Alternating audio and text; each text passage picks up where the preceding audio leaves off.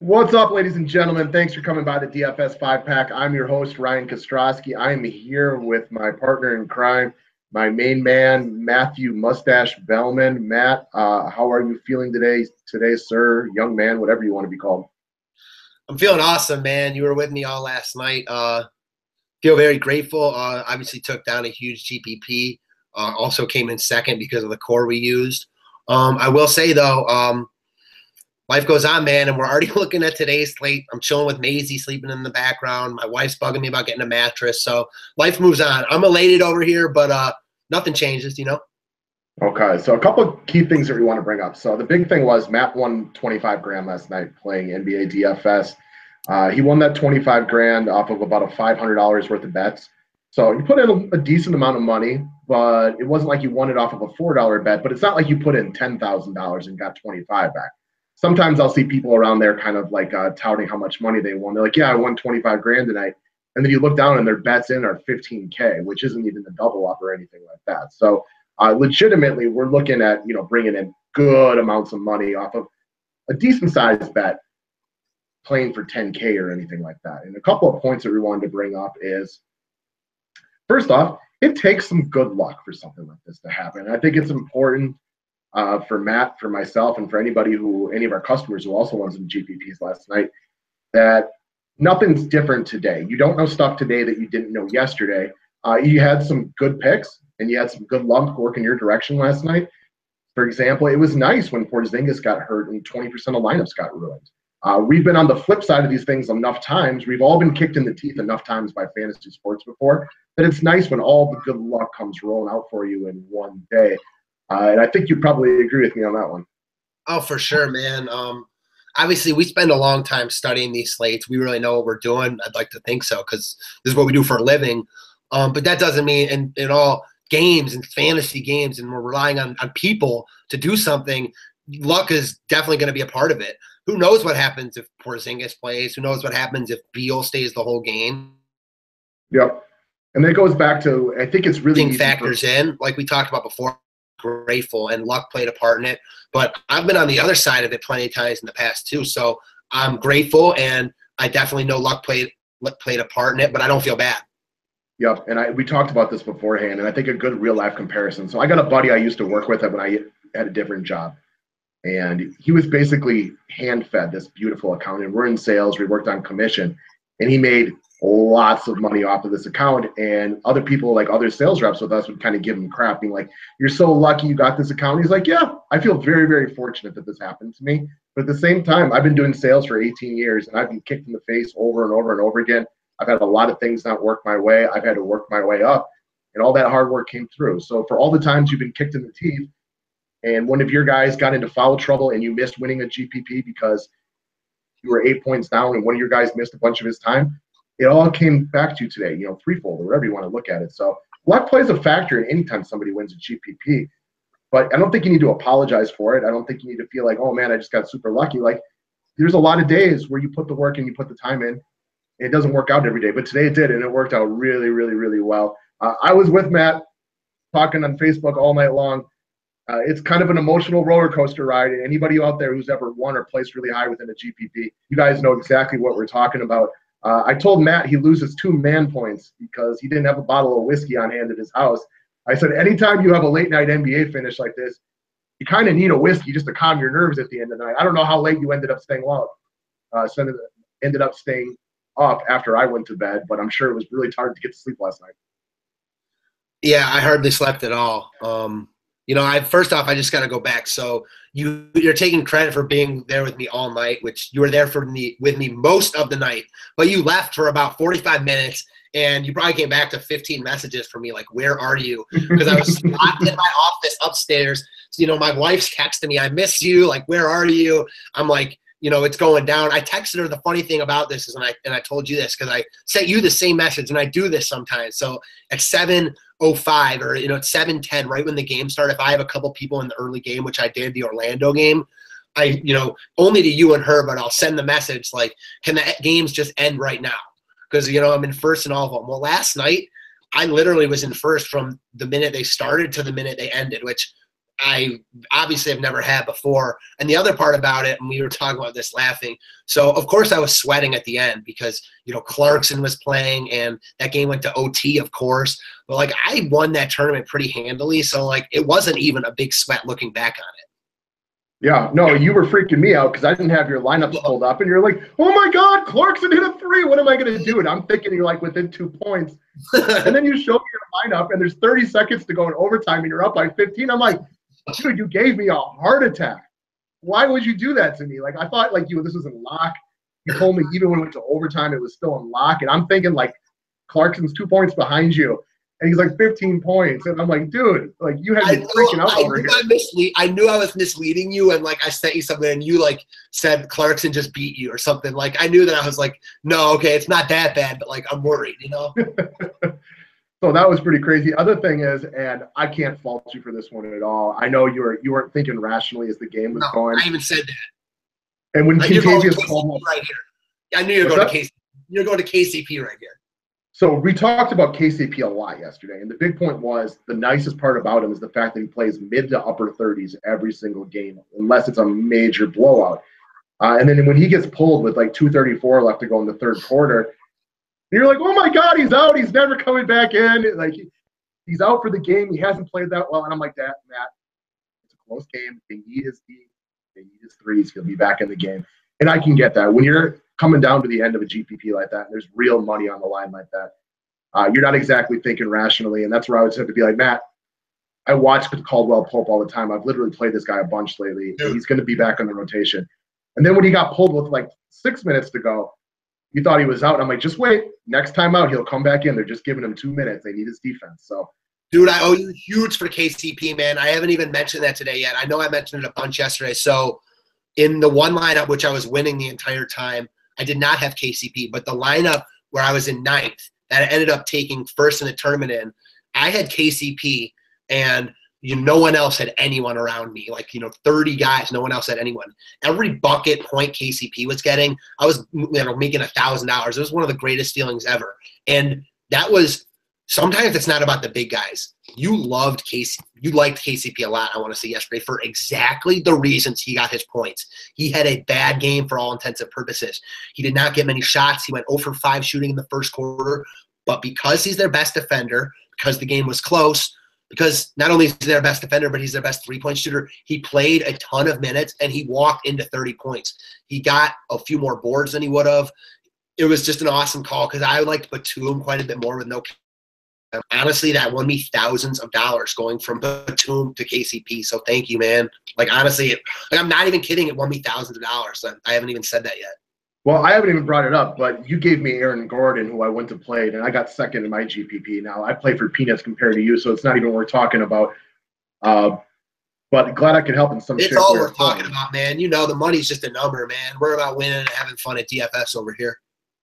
Absolutely. So, got a couple other things that we want to talk about and just kind of go through this.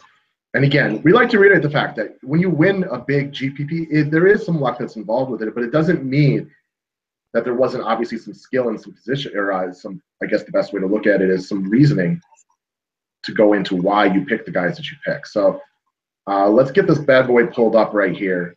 Oh, and I got the wrong one. Man, I'm really liking that 27,000 you got sitting right there, Matt.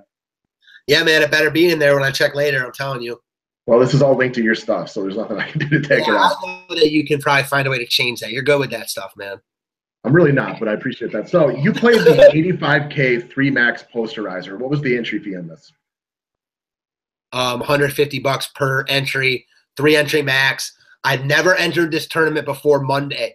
I was with one of my really good friends, actually one of my really good buddies and his girlfriend, who I'm also really good friends with. The girlfriend, Maggie, I'll give her a shout out right now, is one of the better DFS players I know. In the $33 tournament last night, I know she finished like in the top 15. I want to say top 10. She's balling. I was over their house on Monday, and I felt really good about the slate, so I decided to go bigger and enter this tournament. Well, I did well on Monday. I did even better yesterday. So I said, once I felt better about the slate, which we'll get into, I decided to go even bigger yesterday, and it paid off. So a couple of things I like to bring up, and as you can see, there's only 629 people in this tournament. So we know that within the GPP model, money pays out really aggressively to the top couple of places. And if you're not in those top couple of places, you can still make some money, but ultimately that's where it really tiers heavy to. So the one thing I like to bring up here is play smaller tournaments. And if you don't have the bankroll that Matt has and you can't play for a few $100s a night, I completely understand that, but you're still going to have better long-term sustainability, better long-term profit if you play smaller tournaments. I'm talking a couple hundred people, a couple thousand people at the most, as opposed to trying to play like these $3 sharpshooters with 70,000 people. Getting to the top of one of those is really, really difficult. So in order to win big money, you kind of have to be willing to bet a little bit. And we have a guy within our Facebook group named Jeremy, and he's been around for a long time. Jeremy had some monster nights playing NBA DFS a couple of years ago, and that's one of the things that he was trying to preach to people was play smaller tournaments. Your ability to get to the top of these where it tiers up much more aggressively is significantly easier. While 321 is an excellent score, and so is 320, if you played this in the $3 sharpshooter last night, you're not winning anything close. 25 grand. It's going to be a lot of other lineups that are higher than yours. But by playing these smaller tournaments and in choosing to pony up the money to play it as opposed to try to get lucky playing a $50,000 tournament, that's where the money came from in this situation, was by playing something with only 629 people as opposed to 30 or 40 or 50,000.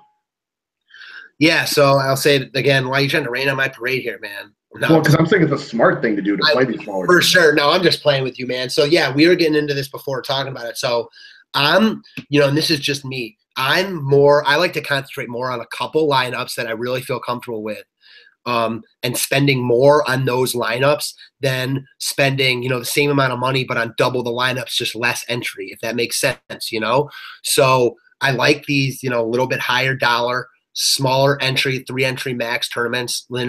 600 people is no small feat. I mean, it was tough to win, but it's way easier to win 600 than it is 6,000.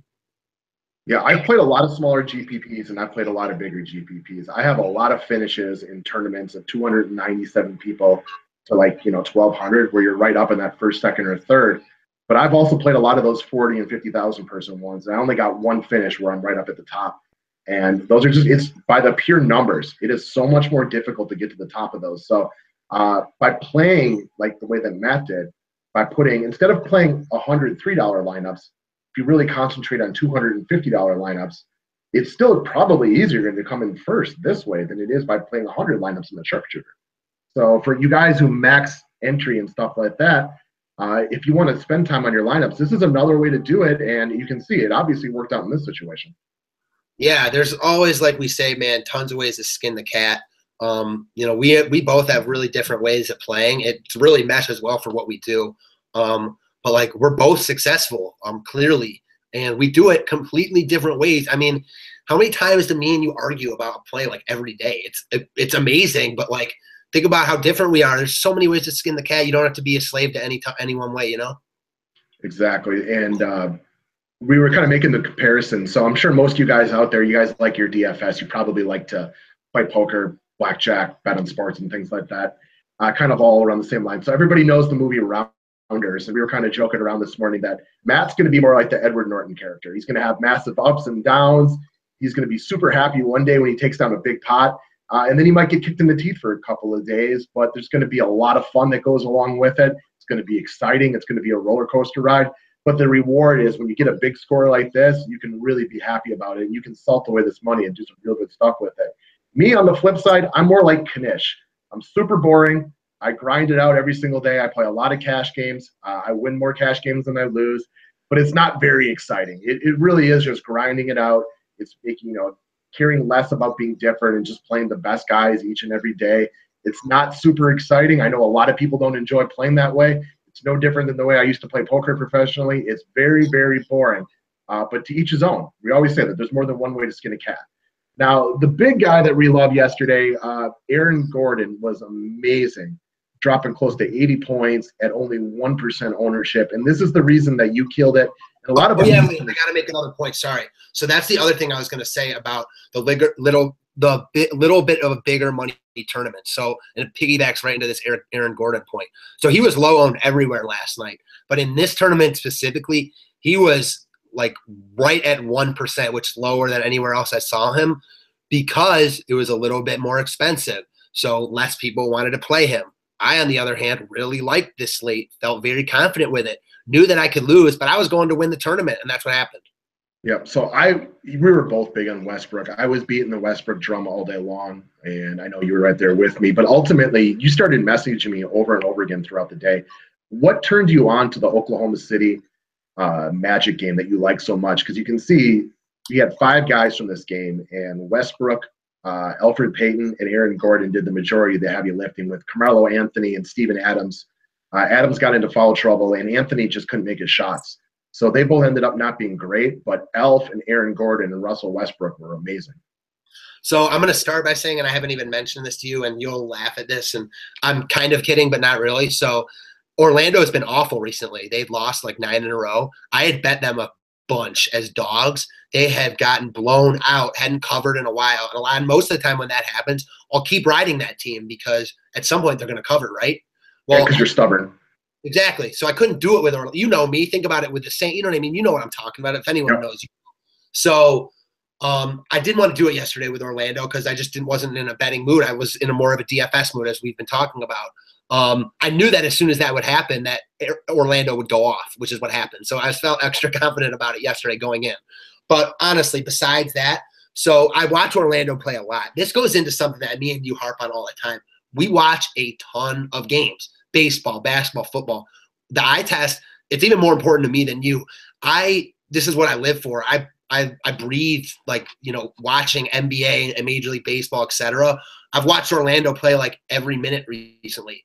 Oklahoma City, and the reason I didn't want to bet Orlando here is because Oklahoma City was coming off 2 bad losses. So I figured that they were going to really try to win this game here. But I also felt the same way about Orlando. Everyone thought this was going to be a blowout. So they weren't on Orlando. I didn't hear anyone talk about them throughout all my research during the day. But yet the line was only like 5.5, 6 in Orlando. I like my home dogs. Well, I didn't want to bet it. I loved Orlando in this spot. OKC had not been playing great D recently. And the other reason I was on Gordon is because of a conversation me and you had a couple nights ago where you were actually giving me shit. So Orlando played at Indiana on Monday. Gordon had 4 threes and 4 blocks in his stat line. He still did not get 40 DraftKings points. So I'm messaging you. I'm like, how does this dude, end up getting 4 blocks and 4 threes and can't manage to score 40 DK points? And of course, your smart ass goes, well, don't you understand the scoring? Yeah, of course I understand the scoring, but my point is that if you're doing that on the, if you're having those kind of numbers, you should be able to get 40 DK points. I liked what I saw from Gordon at the end of that game. He was pissed on Monday night. I saw it. I felt a good game coming from him. No, I did not think 70 plus was coming, but I did say in the write-up I thought 40 plus was really going to happen here, and he threw that up in the first half. Yeah, he was amazing last night. We actually recommended Gordon his other monster game this year, so he's probably going to become like a 5-pack favorite right now because it's 2 monster games this year. We've been all over him at low ownership, so we're a big fan at this point. But yeah, I'm already trying to get the Cavs trade LeBron for Aaron Gordon right now. He's my new favorite. I actually kind of halfway believe you right now. So real though, and I want to talk to you about this, and just so don't forget to remind me later. How good do you think Aaron Gordon is in real life? Do you think I obviously see Blake Griffin, that's my comparison. Do you think he's better or worse than Blake Griffin, will be in their career? That's a tough one. We'll get back into that at a different time. We'll continue to cover this for the people who want to find out. So Russell Westbrook was no rocket science around here, right, guys? We see the 45% ownership right there. We had a guy who was underpriced based on his current production over the last 4 games against a team that plays terrible defense.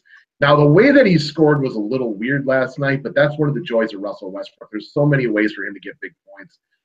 We won't beat on that one too long. He's got 45% ownership. That's cool. What we'll say about Westbrook, though, and this goes into something we talked about. So, you were not really happy with how Westbrook got his points. It was one of those, yeah, he got them, but he wasn't necessarily, you felt proud of it. I was fine with it because I expected this game to be close. That's why I liked the Orlando guys. I did not expect Orlando to be up, but that was kind of exactly what I wanted here, because in order for Orlando to be up, Gordon needed to go off, and Westbrook will always do his thing.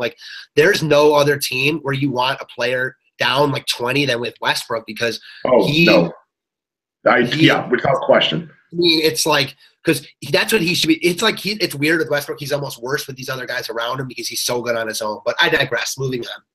So we played Russell Westbrook. No rocket science there. Next up, we got Kentavious Caldwell-Pope. And Caldwell-Pope was a favorite of mine yesterday. And I was feeling pretty horrible early on as he did nothing in the first quarter. He ended the first quarter playing 12 minutes with 0.75 DraftKings points. He had 1 rebound.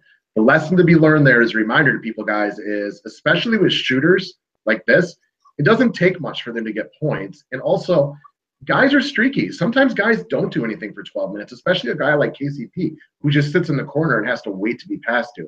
Ultimately, he ended up coming through at the end of the game with some more points. He didn't do much in overtime, so it didn't really mean much to him one way or the other. But he came through and he did his job. But I've been looking at Kentavious Caldwell-Pope, and the reason I liked him is just look at the recent production based on his salary. And then I went over and I checked out his most recent games over the last 2 years against Golden State, and he had played really, really well against Golden State. And I lean on a guy playing well in certain situations against a certain team, and Golden State is one of those teams. Some people get up to play the awesome Warriors. Some people back down. Yeah, there's a movie I like to watch called Never Back Down, and that's kind of a line from that movie. It's like, what happens when you get hit? Do you jump into the ring or do you back out? Some people move into the ring, and KCP is one of those guys. He gets ready to fight. He'd had some good games against Golden State in the past, so that's one of the things I've liked about him. Yeah, I just got to delve into this. So this KCP last night, man, this will go down as a story I'll tell my grandkids about. So I'm winning the big money tournament, and I'm also in 9th in that tournament with KCP. I'm winning the $33 single entry, and I'm winning it by 13 points, and the guy behind me has KCP. And I'm down by I'm in 9th by 13 points with KCP. It's one of the weirdest things ever. Every point KCP gets, I'm moving up like a couple grand in the big tournament. No one else had anyone around him. This will never happen again in my life. It's surreal. Yep, definitely. So we've kind of covered what you liked about Aaron Gordon. He was amazing. I mean, he was the big reason that a lot of us had really good nights last night. So thank you, Aaron Gordon. I joke that you're going to leave your wife for him. That's not actually happening. It's just kind of a friendly little inside joke. I wish, but yeah, I don't think he wants. Next up, we got Bam. He was another guy. Cheap, filled in for Hassan Whiteside. Nothing good or bad to report. He really just did his job. He was very popular. No real rocket science on there. We can digress. Next, we got Steven Adams in there, 20% ownership. He was a fairly popular pick. He ended up faltering a bit last night, but most of that had to do with foul trouble, and a couple of them were bad calls, and you just can't help that. Sometimes are just bad calls. Yeah, you made an amazing point to me earlier that actually probably helped me win the tournament because Gordon obviously was the reason I won. Adams was 20% owned here, so I don't feel bad about Adams. This was a great spot for him, although I really can't seem to get him right. He was garbage against Dallas recently also. But the thing is, so Adams, getting into foul trouble and not playing well helped Gordon dominate on the glass. So I'd much rather have a 1% Gordon ball than a 20% Adams. So, thank you for what you did, Steven Adams. It wasn't as what I thought, but at 5.5K, I mean, we'll take 20. It's not going to – clearly it's not going to win you anything, but clearly it's not going to lose you much. In this situation, it probably also helped Elfrid Payton, the guy below as well, because Payton plays close to the basket. So getting that guy out there, while it ultimately hurt him, may have helped you in some strange ways. And that's one of the things I like to think about NBA DFS. Sure, maybe one of your guys got knocked out, and that's why a lot of times I'll stack 2 to 3 guys from one team in the right situation, because if one guy doesn't succeed, it's probably because the other guy's balling out. Elfrid Payton and Aaron Gordon both likely had more points last night because Adams wasn't able to play heavy minutes and sit in the middle and defend the rim. So Elf was really good. We talk about Elfrid Payton a lot. This guy will win you GPPs one night and ruin your lineup the next. That's who Elfrid Payton is. It's very similar to like a T.Y. Hilton, as you brought up before we got on air here. You got to be willing to ride or die with him. He's going to kill you a lot. He's going to help you a lot. Know what you're getting into. Last night, he was a big help. Yeah, I'm a huge Elf fan. For all our paying customers, they know that because I talk about him all the time. He's one of my favorite DFS guys to play because I'm a big GPP guy, and he's like the GPP NBA player. He's not like a Kyle O'Quinn because he's got a higher floor, and you know what I mean? He's better than that. I get why people would say that, but I love Payton because I just feel like I've got a good read on him. I use him consistently enough where I can tend to get him on days like this. I know that he's always a risk to kill me. I used him Monday also. He didn't help me, but he didn't kill me because he's starting to play better. This is a guy I'm a huge fan of. As I was telling you before, I think you kind of have to have a clear view on how you use Payton. Either you use him, quite a bit and you ride or die with him, like you said, or you really don't use him much at all. I'm not saying never, but you just got to know what you're getting into with him. I think you just got to have, it's kind of a clear line in the sand. The other comparison I'll use is this is out there, but like in baseball, like Coors Field. I think you either use Coors like all the time or you don't use it at all. I'm one that never uses it. On the flip side, I'm one that uses Payton all the time. Yep, it's kind of like in football with T.Y. Hilton. Sure. I pretty much hard light and don't play him unless I think it's just a dream scenario. And every once in a while, it hurts me. I've actually been pretty fortunate over the last 2 years that I've been able to overcome his big games, with the exception of one. But it's pretty much a hard line with me. I don't play T.Y. Hilton. He will ruin you more than he will help you. It just so happens that when he helps you, he can help you big time. So moving down from there, you like this game, which is why you played Carmelo Anthony. He was awful shooting last night. Things weren't dropping for him. 5 of 16 from the floor. He didn't ruin the lineup, obviously, but really not much to go over there. But I will say though, and I'll talk about more about Ish because I liked him more. Like Melo, all right, he didn't win me anything, but he was just another cog in the machine. At 7K, he got he didn't hit value, but he didn't kill me, and he gets enough looks. Like I'm a Melo guy, and this goes. I never would have used Melo before, but we talk about this sometimes. And when you have guys like Gordon and Payton, you want those consistent guys in GPP. I thought Melo would get around 30. He didn't get more than that. He only got 30. But I needed that 30 with Payton and Gordon. Yeah, he's a pretty safe floor guy, and he doesn't get used much. So, again, just a piece. We'll move on to Ish Smith. Loved it. And we had 2 games last night that we were calling for major blowouts. We got them both right. The problem is we got the wrong team blowing out the wrong team in Minnesota versus New Orleans. But we 100% said that Detroit will beat the living stuffing out of Phoenix, and they did that. So Ish Smith got to play a lot of really good minutes. Didn't play more minutes than normal. That was actually one of the things that we joked about. We thought that Phoenix would lose by so much that the backup point guard was going to be too good to be in there at the end of the game. And he actually was not in there the last 5 minutes of the game. That's how badly Detroit beat down Phoenix last night. It just made a lot of sense. And with Ish, we like Ish a lot. He just needs his minutes to get out there. And against a team like Phoenix, it made a lot of sense. Great spot for Ish. I was all over him yesterday. He really crushed value. He threw up close to 30 at 3,800. He's a really unheralded guy on this slate. I talked about him a bunch yesterday. I was kind of harping on you. If there was ever an Ish spot, it was yesterday. He could have easily played more. He got over a point. He almost got close to 1.5 per minute. Really good play yesterday. I'm surprised more people weren't on him at that salary. I know you didn't feel this way, but I liked him quite a bit more than Siakam at the same price. That was just me, though. Yeah, and I totally get your point. And he ended up being very, very good. So let's just flip out down to lineup number 2. And what you're going to see right here is the core that Matt gave out to our paying customers yesterday was these top 3 guys: Westbrook, KCP, Gordon, Bam, and Steven Adams.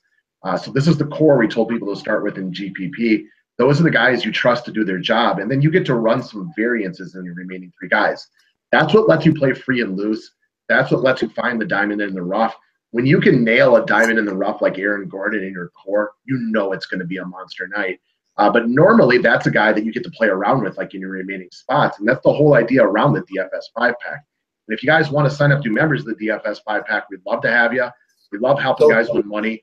Just go to the website down there below in the description section, sign up. I can add you today.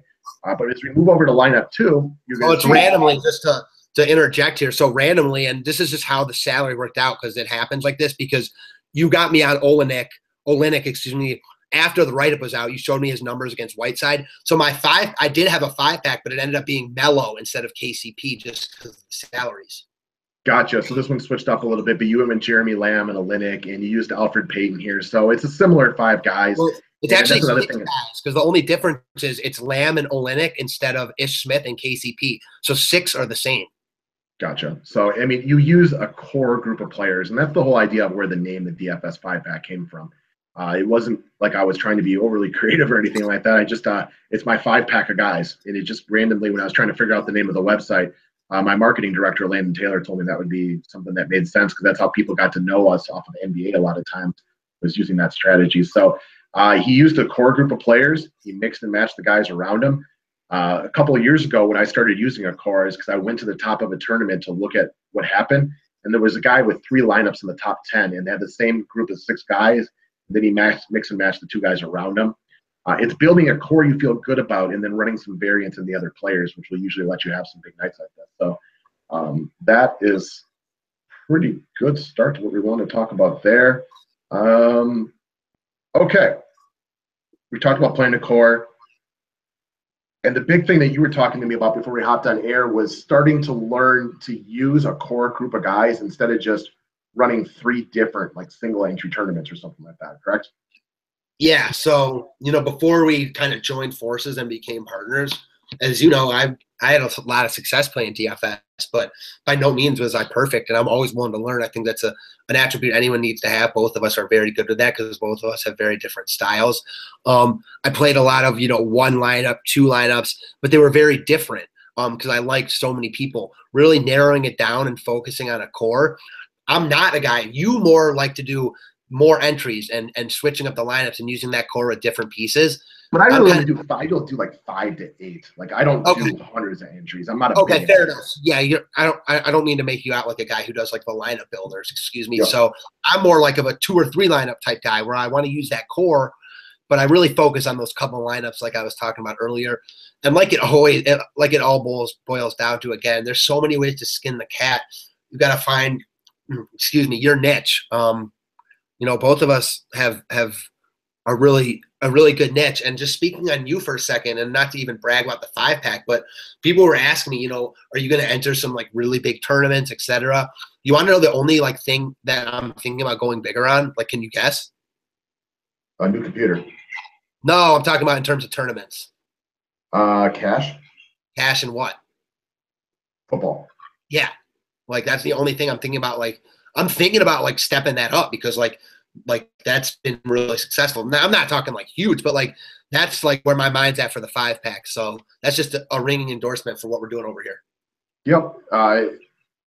Knowing what you feel comfortable betting, like my football cash game record over the last 2 years is awesome. I mean, awesome. I don't know, since week 6 last year, I'm probably, if you count the playoffs, like, I don't know, whatever, like 23-3 or 24-3 or whatever it is. I should bet more money on my cash lineups. I have trouble enjoying DFS if I play for too much money, and it takes the fun away of it from me, and it becomes too stressful, I guess, for me. So I keep saying next week, instead of a couple hundred, I'll bet 1,000 or something, and I just can't do it. But like, I totally get your point.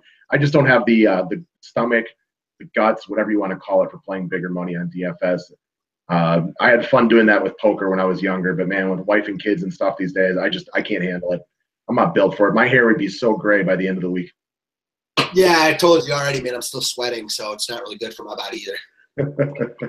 Definitely, guys. So we just wanted to get out. We wanted to share out this a little bit, just give you guys some ideas.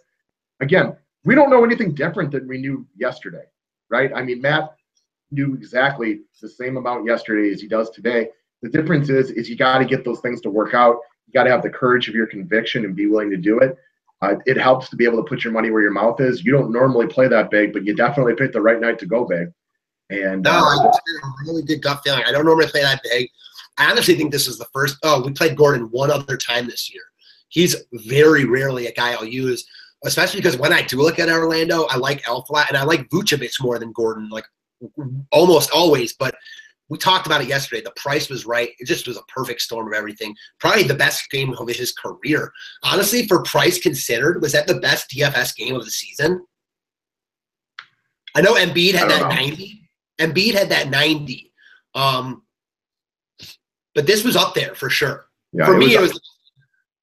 Yeah, it was definitely up. But there's probably some like 3K guys who have given better value per dollar. But you don't care about 33 from a 3K guy as much as you care about 80 from an 8K guy. Right. And it's more about the 1%. I mean, you just don't – we were talking about that. I don't even know if there's another video or personally at this point because it's all meshing together. Like, that will happen maybe one other time this year where a guy that, like, outscores everyone by so much is only 1% owned because usually more people are on almost everyone. It's rare you find anyone at 1%. Yeah, that's tough. So it worked out really well that way. I saw him at like 2% and some stuff, 3%, but wherever you played him, he was really, really low. So that was big. It's probably going to be the DFS call of the year for NBA for us. So it sucks knowing it's going to be hard to replicate something like that. But I love seeing all the winners that we were able to hook people up with last night. And like I said, Aaron Gordon had nothing to do with me. That was 100% Matt's call. So Matt pimped him hard yesterday. I know a lot of our customers won some big tournaments, and thank you, Aaron Gordon. And honestly, like not everyone plays GPP, so this goes back to the 5-pack. Like this is getting lost here because that's one night, and it's obviously not as big as winning what I won last night. But the cash game crushed it last night. Threw up like almost 280 because of the Harden and Westbrook call out. Like came in top 15 and like the big double up I was in. Came in like at the top, in that big, I entered it in that bigger a person GPP. Won me like 3 times my money. Like killing it over here. And it seems like small potatoes today, though, because of those big wins. Like, I kind of didn't even care about it. Like, I knew I was winning. And it's one of our customers, Kevin C., who's been really good at promoting us on Twitter. So I want to give him a shout out. Thanks, Kevin. He was tweeting like halfway through the night. He goes, stressful night of winning, or a stressless night. Those stressless nights are great. We did not have that because Matt was stressing like a mofo, and I was right there with him holding his hand. But I'm always like, like you said about rounders, like, in our relationship, I'm always the one that's like more high strong, and you're always having to like calm me down and like hold my hand, etc. So like last night, dude, like I feel like you told me you had to take a break because other people were messaging you and stuff, but I know you had to take a break from me. Like it's okay. Well, you were part of it, but I had like 19 Facebook, and we're on social media and talking all day long. So sometimes I know most people who don't know me that well don't know this. I'm super introverted. And yeah. People think that's weird because I'm on camera all day long. And I'm talking on social media all day long. I love nothing more than to sit on my computer and look at numbers. So people think that's weird. I love when I'm on the phone with you and I keep you on for longer because you get so awkward. I don't like talking on the phone. I hate talking on the phone. So when I'm getting like tagged in a Facebook post every 30 seconds and I got 12 people trying to message me, I'm like, it's been enough. I got to just chill for a half hour. So I just got to close Facebook and walk away. Put my phone on the other side of the room and just go spend some time with the wife and kids for a few minutes. So anyways, guys, we could go on forever. We still got more work to do. It was fun. We would love to have you guys come join the family. We are here to help. I think we're pretty good at this NBA DFS thing. We try to be customer facing. We'd love to assist you. Sign up at the website if you want to be part of this, or at least subscribe to this channel. Continue to watch us. We'll do our best to try to help you win some money. Yeah, let's get it tonight, man. All right. Later, guys.